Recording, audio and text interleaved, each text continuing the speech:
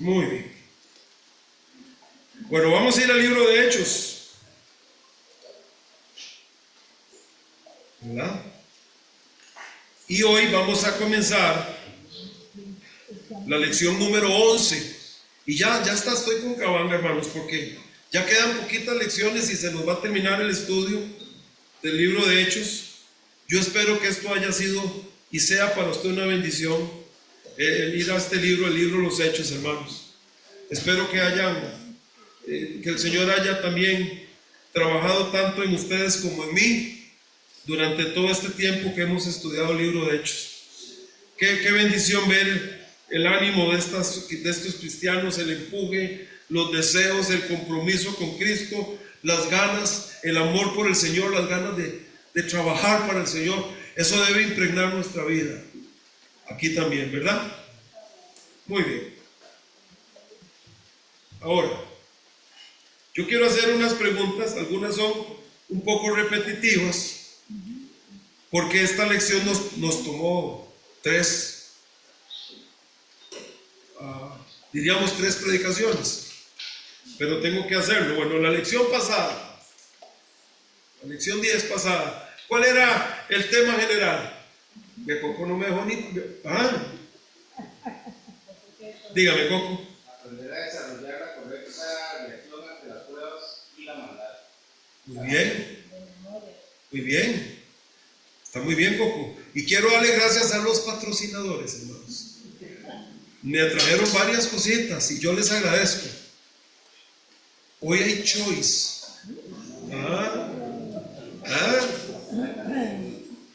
¿Cómo? No se meta con mi domingo, dijo Coco allá en el campamento, porque Barley lo tiene a mecate corto con la comida. Pero parece que el domingo es el único día que puede comer 7,000 calorías. Y entonces le decía a Barley allá en el retiro, pero, y esto ya es así, no se meta con mi domingo. Así es. Y ahora no se meta con mi miércoles. ¿Verdad? Así es, Coquito, perfecto. No se preocupe, es mejor siempre que falte que sobre. Pues al revés. Que sobre que falte. Sí, es evidente. Muy bien. Ahora, esto es lo que estamos estudiando acá, la lección pasada. ¿De qué trataba básicamente la lección pasada? Algo muy rápido. No le voy a dar 2 minutos, se lo voy a dar unos segundos. Básicamente, ¿de qué trataba la lección pasada? Porque el tema era que teníamos que aprender a desarrollar mansedumbre en nuestra vida hacia las cosas que nuestro Señor permite que lleguen. Pruebas, maldades, ¿verdad? Ahora, ¿de qué trataba entonces? Hermano Fernando. Pablo lo acusaron falsamente, lo acusaron de sedición, lo acusaron de cabecilla, de secta, lo acusaron de varias cosas, pero se mantuvo ecuánime, no dijo nada cuando lo acusaban, Sí. y presentó una defensa calmada, con pruebas, y retó a los que lo acusaban a probar de lo que lo estaban acusando, pero siempre mantuvo ecuánime. Muy bien. ¿Quién sabe qué significa ecuánime? Porque más de uno se quedó patinando, Fernando. Es que don Fernando tiene un léxico un poco, ¿verdad? Fino, está muy fino. Hermanos, Caleb sí, se la ganó don Fernando. Pablo fue injustamente encarcelado, hermanos. Es más, a partir de este momento y hasta el último, desde que Pablo llega a Jerusalén hasta que muere, Pablo siempre fue un prisionero, nunca volvió a ser libre, nunca, lo cual a nuestros ojos es muy injusto. Pero como dice don Fernando, lo que hemos visto hasta el momento, él se mantuvo tranquilo, confiando en Dios, dejó todo en las manos del Señor. Y es más, Pablo se mantuvo haciendo algo que es muy importante, hermanos, que nosotros, y digo ustedes y yo, es muy importante que nosotros nos mantengamos en los momentos difíciles de la vida haciendo. Yo les mencioné que Pablo mantuvo varias cosas. Ahora sí.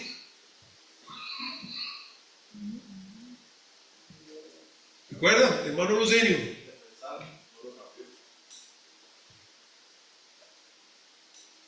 ¿Cómo le llamaríamos a eso? ¿Se mantuvo qué? Ecuánime. Así es. Se mantuvo sirviendo, hermanos. Pablo se mantuvo sirviendo. ¿Se acuerdan, hermanos? Muy bien. Escribió varias cartas, ¿verdad que sí, hermanos? Ganó a Onésimo. Escribió Efesios, Filipenses, Colosenses, Filemón. Escribió Timoteo. Escribió varias cartas y siempre se mantuvo sirviendo. Mantuvo su relación con Dios.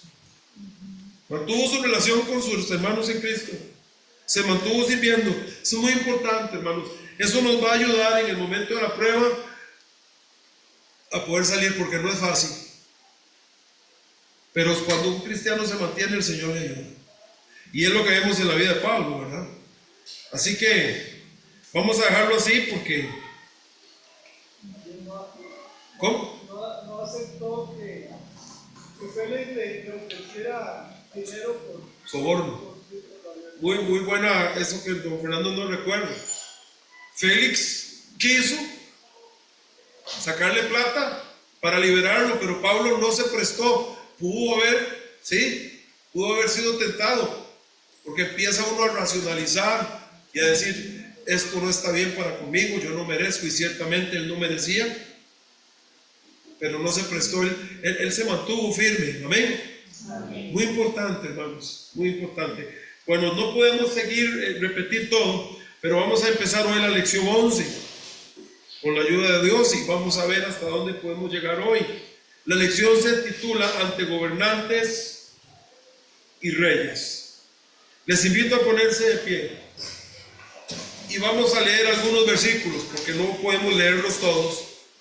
Ahora recuerden esto, hermanos, yo les dije cuando empezamos el estudio de Hechos que no íbamos a ir versículo por versículo, no porque esté mal hacerlo, sino porque yo quería que tuviéramos como iglesia una vista general de cómo es que Dios quiere que hagamos la obra de Dios y cómo Él quiere que sean los cristianos y cómo Dios quiere que sea su iglesia. Entonces, yo espero, hermanos, de todo corazón que esto esté haciendo algo en nuestro corazón al mirar todo este comportamiento de todos aquellos hermanos nuestros que lucharon hasta el final de sus vidas. Amén. Amén. Hechos 25 dice: llegado pues Festo a la provincia, subió de Cesarea a Jerusalén 3 días después. Y los principales sacerdotes y los más influyentes de los judíos se presentaron ante él contra Pablo y le rogaron, pidiendo contra él como gracia que le hiciese traer a Jerusalén, preparando ellos una celada para matarle en el camino. Pero Festo respondió que Pablo estaba custodiado en Cesarea, a donde él mismo partiría en breve. Los que de vosotros puedan, dijo, desciendan conmigo, y si hay algún crimen en este hombre, acúsenle. Y deteniéndose entre ellos no más de 8 o 10 días, venido a Cesarea, al siguiente día se sentó en el tribunal y mandó que fuese traído Pablo. Cuando éste llegó, lo rodearon los judíos que habían venido de Jerusalén, presentando contra él muchas y graves acusaciones, escuchen, hermanos, las cuales no podían probar. Alegando Pablo en su defensa: ni contra la ley de los judíos, ni contra el templo, ni contra César he pecado en nada. Pero Festo, escuchen, queriendo congraciarse con los judíos, respondiendo a Pablo dijo: ¿quieres subir a Jerusalén y allá ser juzgado de estas cosas delante de mí? Pablo dijo: ante el tribunal de César estoy, donde debo ser juzgado. A los judíos no les he hecho ningún agravio, como tú sabes muy bien. Porque si algún agravio o cosa alguna digna de muerte he hecho, no rehúso morir. Pero si nada hay de las cosas de las que estos me acusan, nadie puede entregarme a ellos. A César apelo. Entonces Festo, habiendo hablado con el consejo, respondió: a César has apelado, a César irás. Gracias, Señor, por tu palabra. Y pedimos tu bendición para este tiempo de estudio bíblico. En nombre de Jesús oramos. Amén. Gracias, mis hermanos. Sigue la historia. Sigue continuo la acusación. Sigue continuo esta situación de la que Pablo nunca salió, hermanos. Yo repito, Pablo nunca salió de esto. De un lugar a otro, de un lugar a otro. Nunca volvió a tener la libertad con que sirvió al Señor en el pasado. Ya nunca más salió de este asunto. ¿Por qué? A veces no sabemos por qué.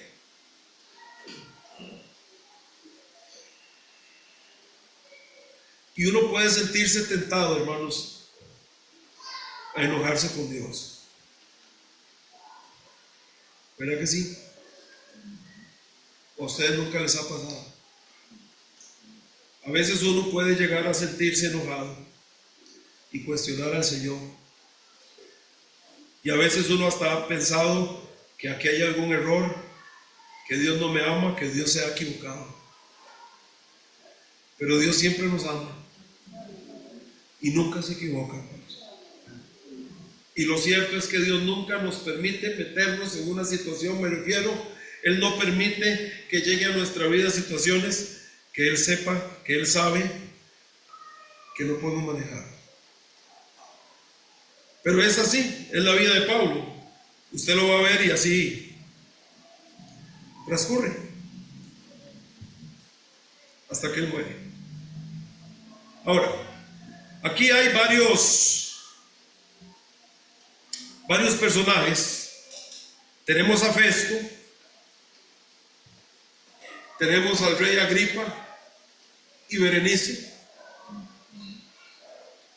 Tenemos varias personas muy influyentes políticamente hablando, gente rica, gente humanamente hablando con mucha autoridad, mucho poder. Y parte de lo que queremos ver acá como tema es que nosotros tenemos que estar preparados para compartir el evangelio a cualquier persona. Tenemos la tendencia a creer que cuando alguien es rico, famoso, no necesita. Yo recuerdo, hermanos, cuando yo era niño, que en Costa Rica la gente no estudiaba mucho. Era poca la gente que tenía la facilidad para estudiar, es la verdad. Y antes, a la generación anterior a la mía, todavía les era más difícil poder sacar algo universitario. Recuerdo que la generación antes de mí, la gente que es 10, 15 años mayor que yo, 20 años mayor que yo, cuando salían del colegio y salían con el bachillerato del colegio ya era bastante. Llegar a la universidad era algo complicado, difícil. Y a veces cuando la gente tenía la capacidad o la oportunidad, el privilegio de estudiar y sacaba una carrera, en las mismas iglesias la gente se cohibía para presentarles el evangelio, porque sentían que aquella persona era mucho. Pero nosotros hoy en día, hermanos, necesitamos recordar que todas las personas necesitan al Señor Jesús. Sin importar lo que tengan, ni sin importar si Dios pone en nuestra vida gente rica, gente famosa, sabrá Dios qué gente llegará a nuestra vida. Hay que verlos con los ojos del Señor. ¿Y cuáles son esos ojos? Necesitan al Señor también. Ahora nosotros la gran mayoría de nosotros, nunca vamos a tener el privilegio de estar en contacto con gente gobernante. Y cuando me refiero a contacto es de poder siquiera hablar con ellos unos 10, 15 minutos. La gran mayoría de nosotros no. Pero sí quiero decirles algo, hermanos. Sí tenemos contacto con gente que son nuestros superiores, nuestros jefes, el gerente, gente que es contemporánea y que tienen una posición de autoridad encima de nosotros. Esa gente necesita escuchar de nosotros también el Evangelio. Y debemos, hermanos, tomar la oportunidad que Dios nos da. Yo quiero que vaya conmigo a Colosenses, capítulo 4. Colosenses, capítulo 4. El versículo 5. Dice así: andad sabiamente para con los de afuera, escucha esa palabra, redimiendo el tiempo. Sea vuestra palabra siempre con gracia, sazonada con sal, para que sepáis cómo debéis responder a cada uno. Ahora, aquí está hablando de la relación del cristiano con la gente sin Cristo, porque aquí dice, andad sabiamente para con los de afuera. En realidad el contexto y la aplicación de este pasaje es que el cristiano debe saber cómo comportarse y debe redimir el tiempo, debe aprovechar el tiempo para cuando Dios le permita y le abre la puerta de hablar de Cristo, y debe usar de palabras que sean sazonadas con sal. La palabra que aparece acá, redimiendo, significa tomar posesión. Significa no dejar que se pierda el chance. No dejar que esa ventana que el Señor abrió para nosotros sea desperdiciada. Tenemos que tomar posesión, así sea de ese minuto, de esos 2 minutos que tenemos la oportunidad de compartir el Evangelio con aquellas personas. Es con todo el mundo, ¿verdad que sí, hermanos? Pero aquí tenemos el ejemplo de Pablo. Ante reyes, ante ministros, ante tribunos, hasta gente consulado, Pablo, cada vez que tenía oportunidad, brindaba el Evangelio. Y nosotros necesitamos desarrollar eso, hermanos. Así que hay que estar preparados y hay que testificar, sin estar pensando o sin tener temor de las reacciones que puedan tener hacia el Evangelio.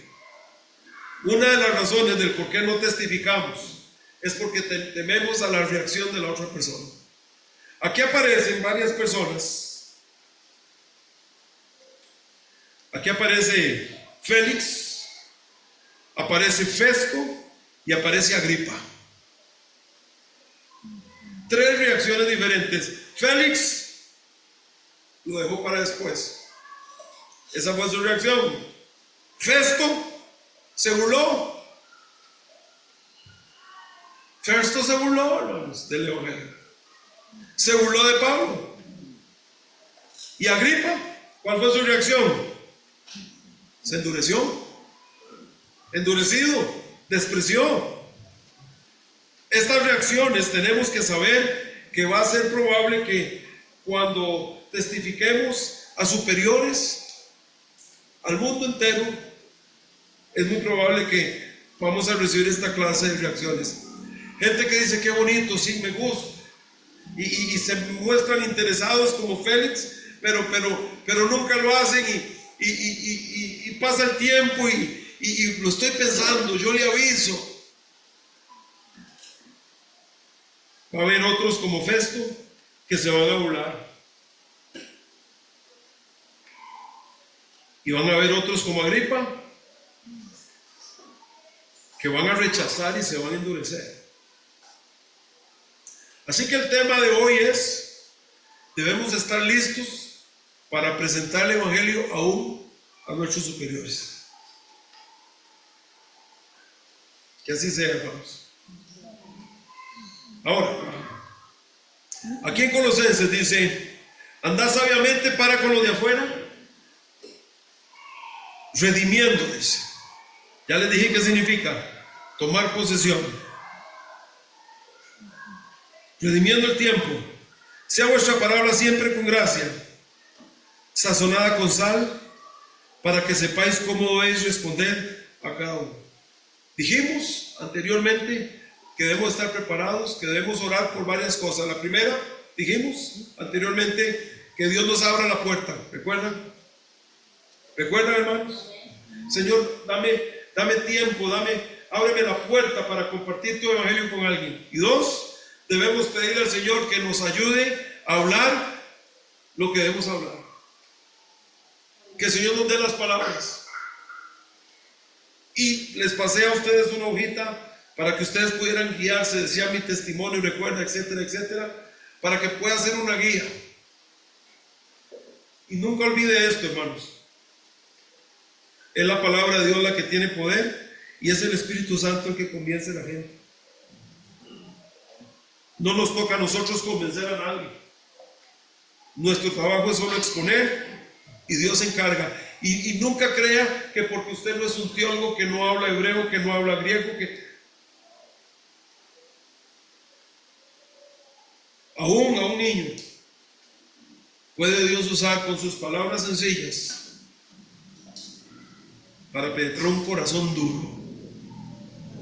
Y así es como se le llega, así es como se abren las iglesias, se empiezan con los niños. Así es como se abren todas las misiones, usted las va a ver, siempre llenas de niños. Y esos niños llevan esos papelitos que colorearon ahí en la escuela dominical y llevan ese versiculito ahí. Y eso, vean lo que me dieron en la iglesia, y el papá y la mamá lo leen, y ya Dios está haciendo un trabajo de ellos, hermanos. Poco a poco. Nuestro trabajo es trabajar, para la redundancia, y Dios se encarga. En primer lugar, Pablo ante Festo. Y ya ahora Pablo está, ahora sí es cierto, que ya Pablo ahora, bueno, y ya ahora está ante carguita pesada, hermanos.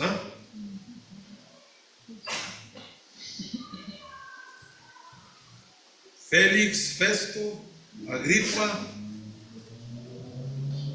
pura gente pesadita dentro del gobierno romano, pero no se cohibió, no les faltó el respeto. Y tenemos algunas cosas que hablar esta noche y quiero ver si podemos abarcarlas. Pablo ante Festo, déjenme ver si me blanqueé algo o no. Pablo ante Festo, punto número 1. Bueno, él se llamaba Porcio Festo. Fue el sucesor de Félix, ¿recuerdan? Como procurador o gobernador de Judea, ¿recuerdan? Festo fue un poquito mejor gobernador que Félix. Y Festo fue puesto una vez que es quitado Félix. Ya hablamos de eso la semana pasada o la última vez. Ahora, Festo visita Jerusalén. Las primeras cosas que hizo Festo como gobernador fue visitar Jerusalén. Aquí vamos a ir leyendo ahora. Versículo 1. Llegado pues Festo a la provincia, subió de Cesarea a Jerusalén. Versículo 1. Muy importante, fue una movida política.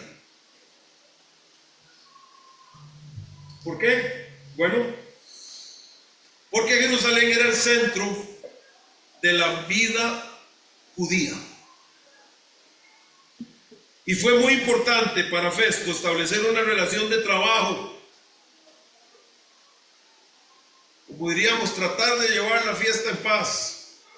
Así que subió para ponerse en contacto con el sumo sacerdote, con el Sanedrín. Si quería gobernar Judea, Festo tenía que llegar a Jerusalén y tratar de explicarles cómo iban a hacer las cosas a ellos. Por esa razón él sube. Lo primero que hace prácticamente es subir a Jerusalén. Y recuerde que esto era muy importante porque anteriormente Félix había sido quitado porque los judíos se quejaron ante César por el mala gobernación de Félix. Por eso Festo ahora llega y lo primero que hace es llegar y decir: bueno, señores, yo estoy ahora a cargo, ya ustedes lo saben, quiero que nos llevemos bien, quiero mantener la comunicación abierta. ¿Y que dijeron los judíos? Aquí es cuando. Y lo primero que hacen, apenas Festo llega a Jerusalén, ¿qué es? Ya lo leyó conmigo. Lo primero que hacen los judíos, ¿qué es? Maten a Pablo. No lo queremos. Tráiganlo a Jerusalén. Y ellos estaban ya preparando en el camino una emboscada y matarlo. Es lo primero.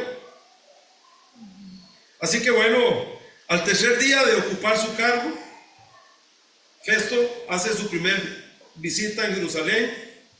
Y el sumo sacerdote y los judíos no perdieron tiempo y trataron de poner a Festo contra Pablo. Trataron de ejecutarlo. Aquí aparece algo en el versículo 15, quiero que vaya acá.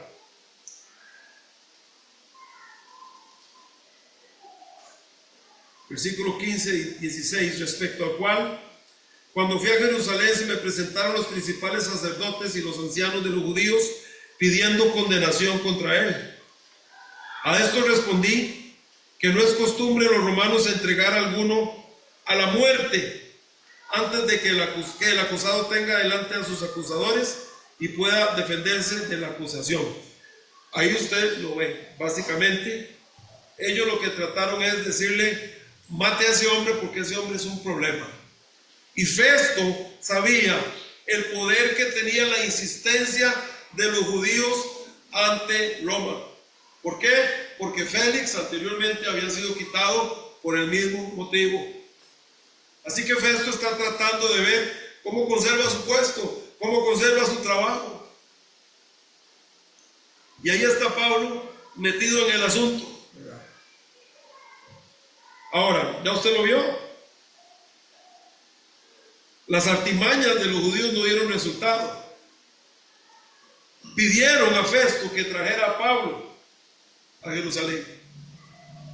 ¿Ustedes creen, hermanos, que Pablo iba a recibir un juicio justo en Jerusalén?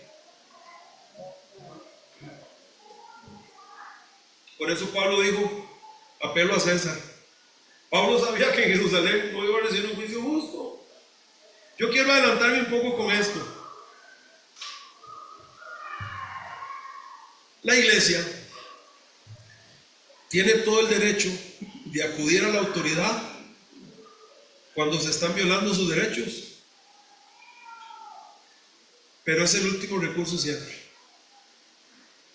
Y yo espero que podamos hablar de esto, porque esta noche estoy tratando de establecer una introducción. Siempre el mejor recurso, hermanos, ante problemas con vecinos, como iglesia, siempre es tratar de conversar y tratar por medio de la oración que Dios haga la obra. Podemos ir a un tribunal, pero quiero decirles una cosa, hermanos, y esas son de las razones por qué yo insisto tanto que ustedes nos ayuden con esta situación del parqueo. Podemos ir a un tribunal y aun cuando ganemos, vamos a perder. ¿Me entienden lo que les digo? Vamos a perder la relación con los vecinos para siempre, por algo que se puede evitar, pero no ha habido voluntad de ayudar.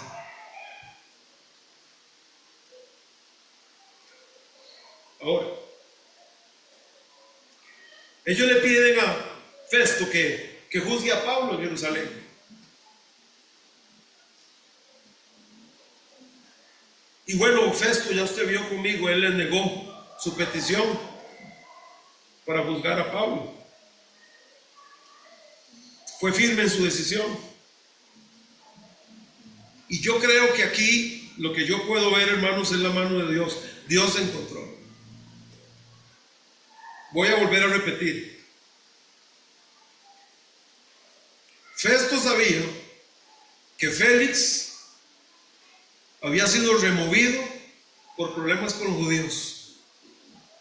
Así que Festo perfectamente hubiera de primera entrada haber entregado a Pablo para que hubiera sido juzgado en Jerusalén, se quita el problema y qué, pero no lo hace, no porque sea creyente, no porque le interese el evangelio, no porque le interese Pablo, sino ¿por qué? Porque hay un Dios soberano detrás de él.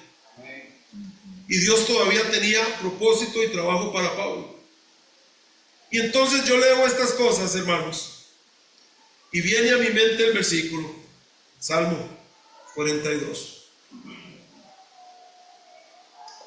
No es el Salmo 42, se me olvidó ya ahorita, lo confundí. Pero viene a mi mente, como los repartimientos de las aguas, así está el corazón del rey en la mano de Jehová. A todo lo que quiere, es lo que hace Dios. Y Dios está peleando por Pablo. Sin Pablo faltarle respeto, sin Pablo patalear, sin Pablo ofender, sin Pablo quitándose la corbata y vamos afuera, ¿no? Yo les digo, hermanos, nosotros podríamos ante alguna situación ir a un tribunal y es probable que sí, legalmente lo ganemos, pero quiero que sepa esto, iglesia, aun cuando ganemos vamos a perder. Nos vamos a convertir en gente aborrecida, todos los demás aquí en el barrio. Es mejor buscar uno todas las opciones posibles y hacer uno todo lo posible para llevar la paz y dejar que Dios actúe en el corazón de la gente. Y Dios lo hace, hermanos. Dios lo hace. Amén. Amén, hermanos. Dios lo hace. Siempre esto es muy importante. Así que Festo les niega la petición de cambiar la localización del juicio para juzgar a Pablo. Fue firme en su decisión. Y les envió a decir, y les dijo, usted lo vio, bueno, si ustedes quieren, vengan acá y expongan su caso, y yo les escucho. Pero no pudieron probar absolutamente nada. Para mí también, si usted está anotando, si quiere aprender algo conmigo esta noche o reforzar algo, hermanos, si alguna vez nos van a acusar de algo, que sea mentira. ¿No están conmigo? Si nos van a acusar de algo, que sea mentira. Uno no puede evitar que la gente diga que uno aquí, que uno allá. Hay que estar tranquilo delante de Dios, que eso es mentira. Tranquilos delante del Señor, que eso es mentira. Y dejemos que Dios pelee por nosotros. Punto B. Pablo en el tribunal ante Festo. Y aquí vamos a quedar porque ya con esto ya no nos da tiempo de seguir, pero aquí ya usted tiene montado el asunto. Ahora, solo termino con esto. Dios está moviendo sus fichas por varias razones. La primera, Dios quiere proteger a Pablo, porque todavía Pablo tenía trabajo por hacer. Todavía habían cosas que Dios quería que Pablo hiciera. Así que Dios gobierna en Roma, hermanos. Amén. Lo vimos, Dios gobierna en Egipto, Dios gobierna en Babilonia, Dios gobernó en Grecia, Dios gobierna en Roma, Dios gobierna siempre, hermanos. Y Dios está moviendo corazones para que no se haga lo que esos judíos que presionaban querían. Y es maravilloso ver cómo Festo no toma ventaja. Esta era una forma, hermanos, de congraciarse con los judíos de una forma especial. No lo hace. Hay un Dios detrás diciéndole, usted no manda, aquí mando yo. Qué maravilloso es Dios. Pero también la razón del por qué Dios está moviendo fichas es porque Dios es un Dios bueno y es un Dios de amor. Y a pesar de que todos estos personajes, y la pura verdad, hermanos, era gente bien corrompida. Esa Berenice, hermanos, gente inmoral, Se los digo, hermanos. Y vamos a hablar de la historia de esta gente. Gente realmente inmoral, hermanos. Pero para que usted note que Dios es un Dios bueno y que le da la oportunidad a todo ser humano de escuchar el Evangelio. Y Dios va llevando a Pablo ante cada uno para que escuchen y no tengan excusa cuando mueran. Pero ya usted vio las reacciones y vamos a ir ampliando esto más adelante. Así que seguimos ya la próxima semana, ya entramos un poquito, ahora sí, un poquito más en el capítulo. Pero es importante, hermanos, es importante estar listos para predicar el Evangelio. Gracias, Señor, que nos has permitido venir a tu casa. Te pido, Señor, que bendigas este momento de invitación. En el nombre de Jesús oramos. Mis hermanos, primera pregunta esta noche. ¿Hay alguien acá sin Cristo? Hoy puede ser el día de salvación. Más tarde tal vez no llega. ¿Quién dice yo necesito a Cristo? ¿Hay alguien? Mis hermanos, Dios está en control. Estemos listos para presentar el Evangelio ante superiores, ante jefes, ante el patrón. Aprovechemos el tiempo. Expongamos con amor, con gracia el Evangelio. Dejemos que Dios nos use. Y por otro lado, mis hermanos, vayamos siempre al Señor en oración para que Él pelee con nosotros. Nunca provoquemos, hermanos, ninguna situación ante el mundo que nos vaya a causar un problema innecesario. Te damos gracias, Padre, que nos has permitido venir a tu casa. Te pido tu bendición para cada hermano acá. Bendice sus vidas, sus familias. Yo quiero pedirte, Padre, por la iglesia. Qué bendición, y sabes que de corazón te doy gracias por tanta gente que hay hoy miércoles. Pero yo te pido por los demás, que hagan el esfuerzo de estar acá, todos los que por supuesto pueden, y que hagan de esto una convicción en sus vidas de presentarse aquí en tu casa siempre que hay culto, Padre. Te lo pido. Te pido por estos hermanos y estos que están enfermos acá. Queremos pedir por el hermano Ovidio. Te pido por él, Señor, por ese accidente. Gracias que no pasó a más, que sanes las heridas, que el hermano esté bien. Te lo pido. Te pido por Karina, la hija de hermana Liliana, que se recupere, que te conozca. Te pido por el papá de Cristian. Hemos orado por él, por la salud y la salvación, y por el hermano de Cristian también. Tú sabes la situación, que te conozcan. Te lo pedimos, Señor. Y esta noche hemos orado por varios hermanos que están enfermos, para que usted, Señor, les sane, les ayude en su recuperación a cada uno. Te pedimos por Ian, el hijo de Natalia, que tú lo alivies y le sanes. Por Laura, la mamá de Natalia también. Por hermana Mayo, por hermana Aide, por Pablo. Gracias por hermano Juan, que cada vez va mejor. Pedimos por hermano Mario, hermana Irma, allá en México. Sigue bendiciendo los trámites, que regresen pronto a casa. Bueno, Señor, gracias porque un día alguien vino a nuestra vida con el Evangelio. Que hagamos lo mismo que otros hicieron con nosotros. Danos descanso esta noche. Y si mañana nos permite vivir, que te honremos y que seamos de bendición. En el nombre de Jesús oramos. Amén.